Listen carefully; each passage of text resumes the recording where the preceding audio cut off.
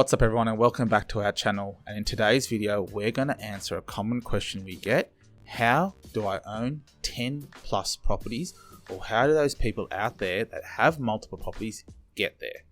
Now, to be truthfully upfront, we are a mortgage broking business and that's what we do. We do not sell property, we do not sell stock. I'm never going to comment on what is the best suburb in the world. This video is purely to give you our 10 tips from a finance perspective on how you get yourself to 10 plus properties. So if that's something that excites you or wealth is a part of your journey, stay tuned because they get better and better towards the end of this video. Let's dive into it. Number one, the most important thing that I don't think is talked about is your income level and matching that to the type of property. Now remember, we're going for a number of properties, 10 plus. And to do that, you have to make sure you match your household income to the type of property. And what I mean by that is, if you earn $100,000 a year versus someone who earns $1 million a year, the type of property you're buying when you're chasing 10 plus changes drastically. A person that earns $100,000 a year shouldn't be trying to buy 10, $15 million properties. They should be trying to buy 10, 300 grand, 400 grand, 500 grand properties to get the unit level up. So push towards the number of properties owned. Now that strategy works the same for someone who earns $1 million, but instead of buying 300, 400, 500 grand properties, the person buying $1 million might be buying $2 million, $3 million, $4 million properties. Now remember, the goal of this discussion is to get to 10 properties, not a certain value of properties, but 10 as a unit. So to do that, your income needs to match the value of the property. Otherwise, if there's misalignment, if you go and buy $1 million property or $5 million property first, you're never going to get to number 2, 3, 4, and 5. So it's really important to match your income to the style and the value of the property when you're going for quantity. Number two, then the second most important thing is the concept of cross-collateralization. When you buy a property, hopefully the first one does well and equity value increases. Now, what your goal is, you want to do is draw equity from that property and put it towards the next one, and the next one, and the next one. And to do that, one, your value of your property has to increase. That's a given. But what you want to be able to do is ensure that two properties aren't tied together, so there's values that can go up and down that can hurt your equity position. Cross-collateralization is something banks love. It ties all your properties together in one big pool. It may not sound like a big problem, but when different asset values go up and down at different times, you want to be able to focus on the property that's gone up and draw equity without having the one that's gone down pull you back down to reality. So when you're going to multiple property ownerships, keeping them singular, so not cross-linked, is imperative to drawing equity, which is your biggest hurdle towards multiple property ownership. Number three, the third important item is cash flow. You want to be looking for properties that provide a great cash flow or yield that allows you to maintain that property without hurting your bottom line too much. Now that's not to say you don't buy bigger properties or different styles of properties, but it's really important. If you look at the spectrum of properties, you have high yielding apartments that we hate and big land bank properties that are great for development and capital growth.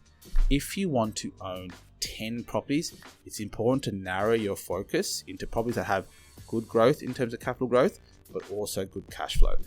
Buying a massive development site that has no yield, that has a lot of value, but a lot of debt, will not allow you to go from 1 to 2 to 3 to 4, because there's a balance of cash flow that allows you to sustain the property for a very, very long time. Number four, it's really important to be honest with yourself if you want to own 10 properties. The reality is you're never ever going to save enough cash to own 10 properties. So you have to learn to manage debt and be comfortable with debt. In a very simple calculation, is every property that you own is 400 grand.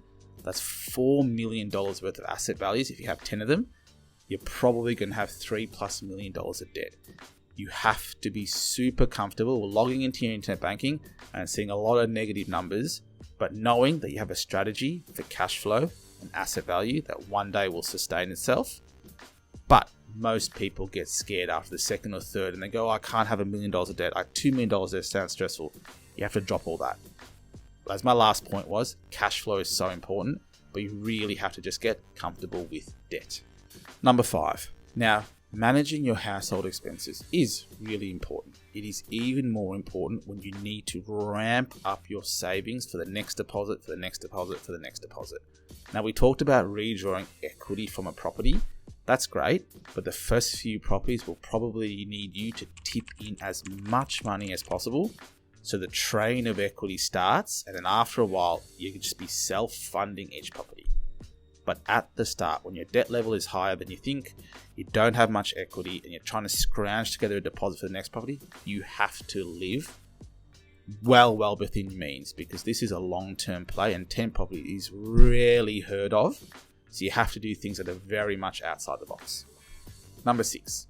The 6th on the list is getting comfortable with paying lender's mortgage insurance and having high loan-to-value ratios.